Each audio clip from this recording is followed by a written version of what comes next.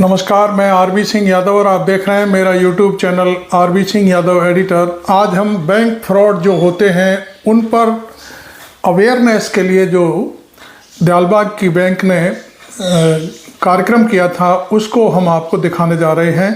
इसका कार्यक्रम था the Radha Swami urban corporation bank limited का जो सालाना एक मीटिंग होती है, उसमें सारे जितने भी शेयर होल्डर होते हैं उनको बुलाया जाता है। जब मैंने वहाँ पता किया रजिस्ट्रेशन के बारे में तो लगभग उस समय 400 के आसपास लोगों ने इस सालाना जलसे में रजिस्ट्रेशन करवाया था। और उसके बाद फिर एक मीटिंग हुई और उस मीटिंग में अवेयरनेस फैलाने के लिए कि आजकल जो बैंकों में फ्रॉड होता है उसको रोकने के लिए, जागरूकता के लिए एक बैंक की तरफ से कार्यक्रम किया गया। उसमें विवेक नाम के जो सज्जन थे, उनके बैंक के अधिकारी, उन्होंने सारा विस्तार से बताया। मैंने भी उनसे बात करी और मेरे चैनल की हेड सुरेखा यादव जी ने भी उनसे सवाल जवाब किए, पूछे, तो उन्होंने बड़े अच्छे से पूरी कहानी बताई कि बैंक का फ्रॉड कैसे रोका जा सकता है। तमाम फ़ोन आते हैं, ये वो सारी बातचीत आप यहाँ सुनेंगे।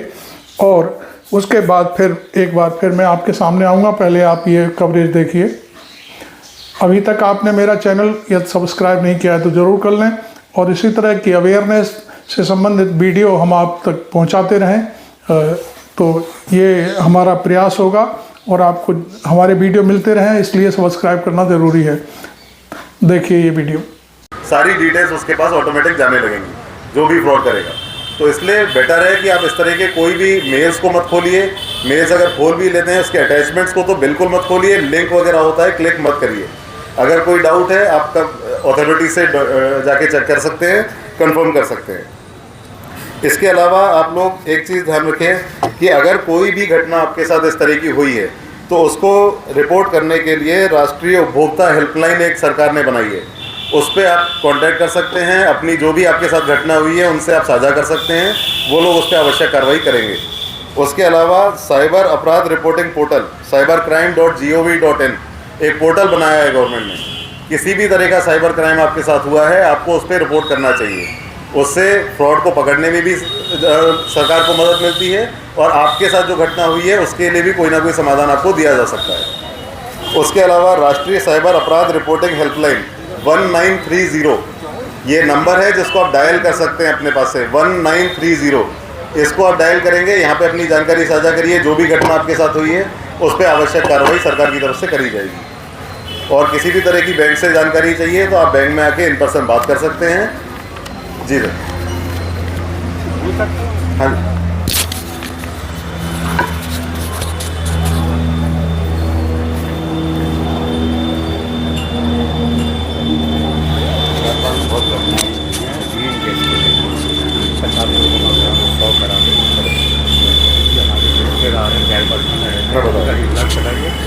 और इस तरह की फ्रॉड बहुत हो रहा है। तो आप पटना का अभी सर ने एक छोटी सी चीज़ बताई है, मैं आपको डिटेल दे देता हूँ।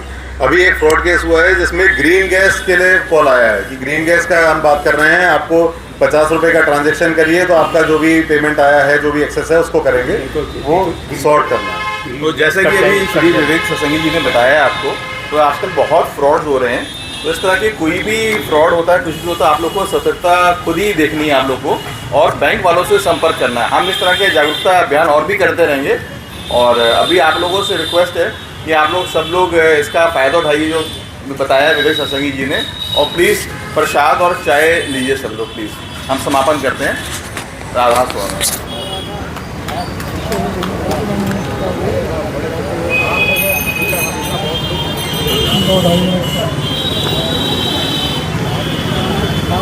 मैं विवेक से और बात कर लूँगा। बता दो। वो उठा लो, मैं माइक उठा लो मेरा। रखा हुआ है ये वाला।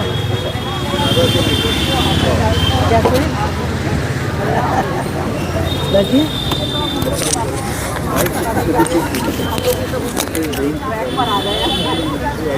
अभी विवेक आपको सारी चीज़ें बता रहे थे बैंक फ्रॉड के बारे में। अब वो और डिटेल में मेरे साथ बात करेंगे।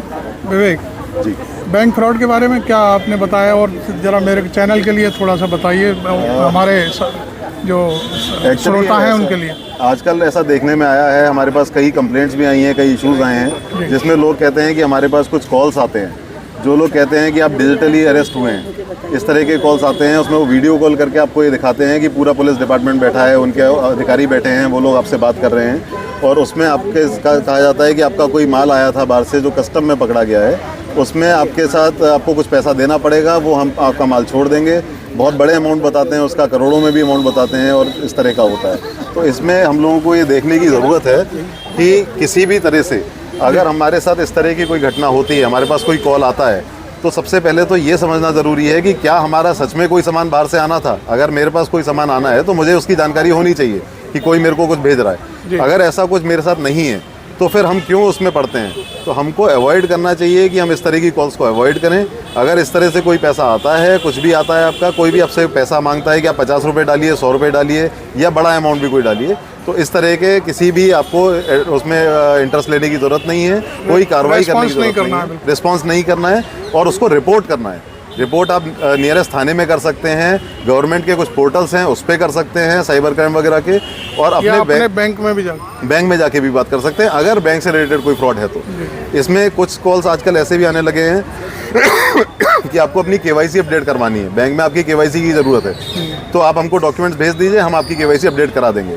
आपकी जानकारी के लिए बता दें कि ऐसा कुछ भी नहीं होता है। बैंक में अगर आपकी केवाईसी ड्यू है तो प्रोसेस है उसका, आपको बैंक आना पड़ता है, केवाईसी का फॉर्म भरना पड़ता है, और इन पर्सन अपने डॉक्यूमेंट जमा करने पड़ते हैं।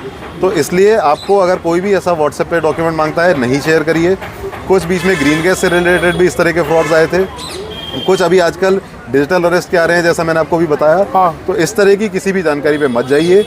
दूसरा इम्पॉर्टेंट चीज़, आप लोग अपनी बैंक की पासबुक रखते हैं अपने पास, आप खाता खोलते हैं, बैंक आपको पासबुक देता है, उसको रेगुलरली अपडेट कराइए और उसके ट्रांजैक्शंस को चेक करिए। अगर आपको उसमें कोई ट्रांजैक्शन ऐसा दिखता है जो आपकी तरफ से इनिशिएटेड नहीं है, जिसकी जानकारी आपको नहीं है, तो इमीडिएटली बैंक में उस ऑफिसर से बात करिए और उसको रिपोर्ट करिए कि वो ट्रांजैक्शन कैसे हुआ है। अब मेरे चैनल की हेड सुरेखा यादव हैं, जो विवेक से कुछ और सवाल मेरे कुछ क्वेश्चन हैं। मेन बात ये है कि जैसे ये जो बार बार केवाईसी के लिए आता है कि आप वो कराइए, तो मुझे ये नहीं समझ में आता है कि क्या एक बार हम लोग दे चुके हैं तो दोबारा से भी ऐसा कुछ होता है कि बार बार हमें बैंक में ये देना पड़ता है केवाईसी के लिए? है कि री केवाईसी का एक प्रोसेस है। हाँ। वो आपकी रिस्क कैटेगरी पे डिपेंड करता है। आपका अकाउंट जो है वो लो रिस्क कैटेगरी में आता है, मीडियम में आता है कि हाई में आता है, उसके अकॉर्डिंगली आपको जब अपना केवाईसी सबमिट करते हैं वो पीरियडिकली सबमिट करना पड़ता है। अच्छा। 3 साल में, 7 साल में, 10 साल में, अलग अलग उसके स्लैब हैं। तो ये बैंक की डिमांड होती है? बैंक की डिमांड होती है, वो आपको करना पड़ता है। तो उसको जब आप करते हैं उससे 2 चीज़ें का फायदा होता है। आप एक तो फ्रॉड से बचते हैं, आपके डॉक्यूमेंट्स बैंक में अपडेटेड रहते हैं, बैंक को आपके बारे में जानकारी होती है, बैंक आपका प्रोफाइल समझता है। इसमें जब केवाईसी ली जाती है तो केवाईसी खाली डॉक्यूमेंट नहीं होते हैं, पैन कार्ड, आधार कार्ड, ये सब खाली इसी को केवाईसी नहीं बोलते हैं। केवाईसी में कस्टमर का प्रोफाइल बहुत इंपॉर्टेंट होता है। आप फॉर्म भरते हैं, उसमें अपना पूरा प्रोफाइल देते हैं, हमारी इनकम इतनी है, हम रेंटेड हाउस में रहते हैं कि ओन्ड हाउस है, आपका पूरा एक टर्नओवर आता है, उसमें आपका सब पूरी उसमें वेल्थ आती है कि आपका कितनी आप पैसा रखते हैं, क्या आपकी इनकम है, क्या इनकम सोर्स है, सारी चीज़ें आती हैं। दस्तखत भी करना होता है। दस्तखत भी करना होता है। तो इसमें बैंक को ये पता चलता है कि आपका प्रोफाइल क्या है। अगर उस प्रोफाइल से हट के सडनली कोई ट्रांजैक्शन होता है तो बैंक उसको अलर्ट जारी करता है। अच्छा, इसमें गवर्नमेंट क्या सपोर्ट, गवर्नमेंट इस चीज़ को रोक नहीं पा रही है जो फ्रॉड हो रहा है ये? नहीं, गवर्नमेंट बहुत अच्छे स्टेप्स ले रही है। गवर्नमेंट ने 2-3 पोर्टल बनाए हैं अपने, उस पर आप अपना रिपोर्ट कर सकते हैं। प्रॉब्लम ये है कि जनता अभी अवेयर नहीं है ज़्यादा, अवेयरनेस की बहुत ज़रूरत है। अवेयरनेस की बात है, लेकिन कुछ ऐसा देहात में खाते तो अकाउंट्स तो सबके हैं, लेकिन वो इन चीज़ों की जानकारी नहीं रखते हैं। तो गवर्नमेंट ने ऐसी कोई व्यवस्था नहीं करी है कि उनको बैंक जाते समय ही अपनी चीज़ों को बताएं कि बैंक आने का, क्योंकि हर आदमी हर जगह खड़ा नहीं हो सकता है। तो जब बैंक जाते हैं तो बैंक वाले कोई बैंकर्स ही ये चीज़ों को क्लियर करें, जिन लोगों को जानकारी नहीं है बैठ के बताएं कि भाई आपको ये करना है, क्योंकि लोग बहुत अंधेरे में रह रहे हैं और ये समस्याएं डेली आ रही हैं। पोर्टल वगैरह चलाना तो जानते नहीं, बिल्कुल।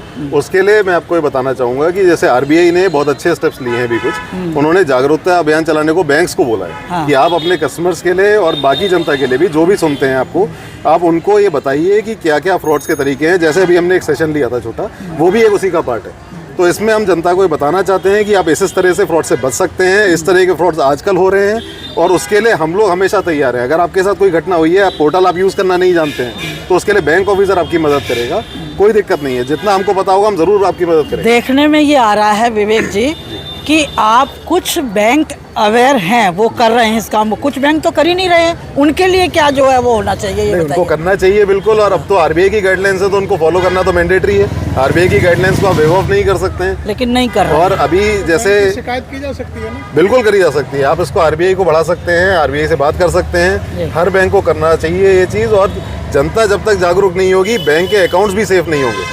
बैंक का भी उसमें नुकसान है, बैंक की रेपुटेशन खराब होती है। बैंक को अपना फ़ायदा भी अगर देखना है तो वो भी देख सकता है। अगर आपके बैंक में कोई घटना हुई है तो उसमें नाम आपके बैंक का भी खराब होगा। असल में मेरा मानना तो ये है कि ये सब चीज़ें शुरुआत होने से पहले ही जनता को अवेयर करना ज़रूरी है। बिल्कुल। अगर वो नहीं होती हैं तो ये चीज़ें समझ ही नहीं पाएंगे, कम्युनिकेशन गैप होगा। Correct. उस गैप को फिल नहीं करेंगे तो नुकसान होगा। फिर जब परेशान होते हैं तब जनता भागती है। तो इसके लिए जो भी नई गाइडलाइन आरबीआई जारी कर रहा है, गवर्नमेंट अपने रूल्स में ला रही है, उससे पहले जनता के बीच में जाए और जनता से पूछे कि हम ये करने जा रहे हैं, इसमें आप हमारा सपोर्ट करिए। तो इतना वक्त जाया नहीं होगा, इतना वक्त जाया नहीं होगा, पैसा भी बचेगा और सरकार के लिए भी थोड़ा सा हेडेक कम रहेगा इस तरह के केसेस को फॉलो अप करने का। जब पहले से आप प्रिकॉशन लेंगे तो इन चीज़ों में फायदा होगा। क्योंकि एयर में ना बात करें, एयर की बात नीचे तक नहीं आ पाती है। करेक्ट, बिल्कुल बिल्कुल सही। अभी हाँ, ये चला जाता है, फिर ये करना पड़ता है। तो इस वजह से अभी हम लोग आए थे, लेट हो गए ना घर से। तो इनका बैंक ने ये जो कार्यक्रम किया है कैसा लगा आपको? आपका शुभ नाम क्या है? रामनिवास सिंह यादव। जी। बहुत ही अच्छा लगा। ये यही हमारा एक कार्यक्रम है जिसमें हम लोग मिलते जुलते हैं और इसके बाद अपना यहाँ बैंक में अपना एक नाश्ते का इंतजाम करता है और उसको हम लोग अपना और कोई बोलना चाहें तो दे दीजिए माइक। ये बोलेंगे साहब जी। ये बैंक की जो है एनुअल जनरल मीटिंग हो रही है, इसमें हमें तो बताया गया है कि कितना जो है डिविडेंड देंगे इस बार। ये सब बातों पे मीटिंग होती है और अपना आगे क्या भविष्य में क्या योजना है इनकी, क्या क्या ब्याज दर रहेगी, इसके बारे में जानकारी मिल जाती है।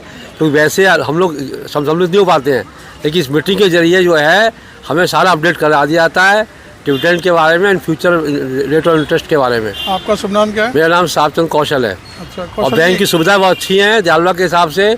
अव्वल बैंक है यहाँ की, दयालबाग की बैंक के अलावा कोई हिंदुस्तान में कोई बैंक ऐसी नहीं है। कौशल जी, आप यहाँ के शेयर होल्डर हैं क्या? हाँ जी, मैं शेयर होल्डर हूँ यहाँ का। और कोई बोलेंगे, बताएंगे अपनी समस्या कोई हो तो?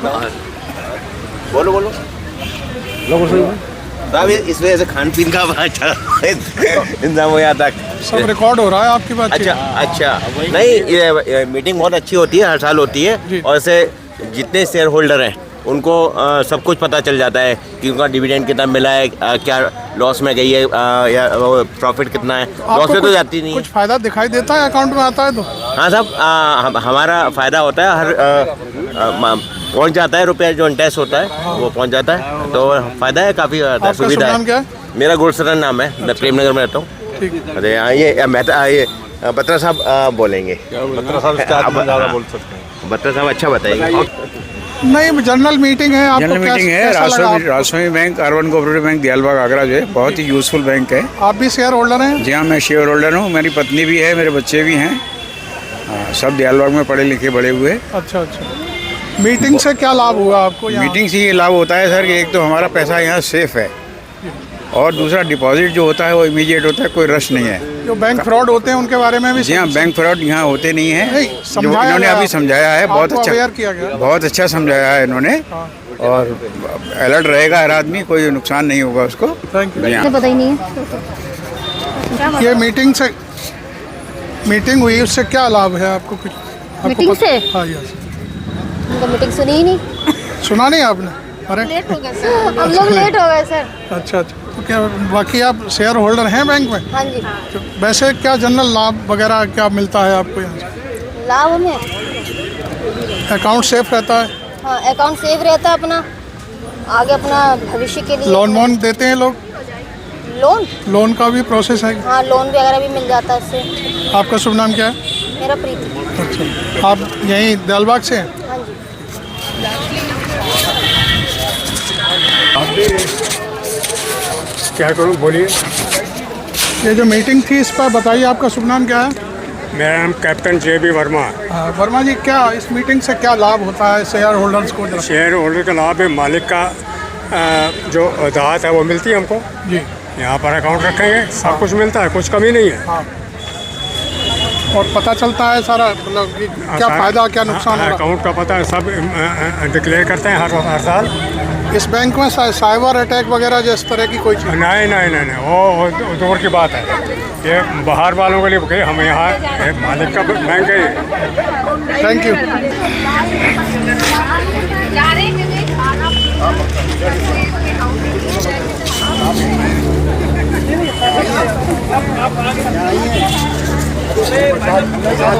वो दो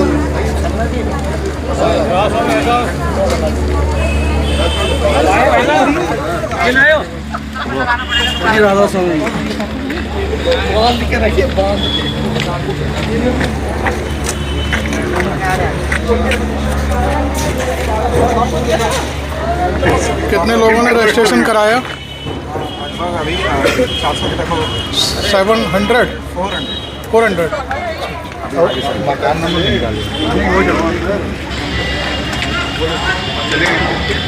आपने सुना, सारा कार्यक्रम देखा और उसके बाद फिर सभी जो जितने भी सज्जन थे उनको चाय पानी नाश्ता कराया गया। तमाम वहाँ जो लोग थे हमने उनसे भी बातचीत करी, जो शेयर होल्डर थे उन्होंने अपनी अपनी प्रॉब्लम्स भी बताई कि हमको ये प्रॉब्लम्स होती है, कभी कभी ऐसा होता है। और उन्होंने ख़ास तौर पर ये बताया कि हमारी इस बैंक में हमारा सब कुछ सेफ़ है, यहाँ साइबर अटैक जैसी किसी तरह की कोई पोजीशन नहीं है।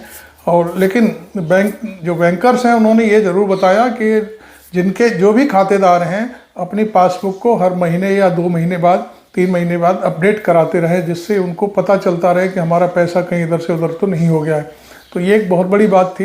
खैर, इस मामले में अब मैं ज़्यादा ना कुछ बोल करके सीधे, अब आपको वीडियो अच्छा लगा हो तो इसे शेयर ज़रूर करें और आम जनता तक पहुंचाएं, जिससे लोगों को पता चल सके कि बैंकों के साथ किस तरह से धोखाधड़ी करने वाले बाहर से फ़ोन आते हैं, कभी कुछ। तो वो आप देखेंगे, देखिए और वीडियो को लाइक ज़रूर करें। Thank you very much. मैं RB सिंह यादव।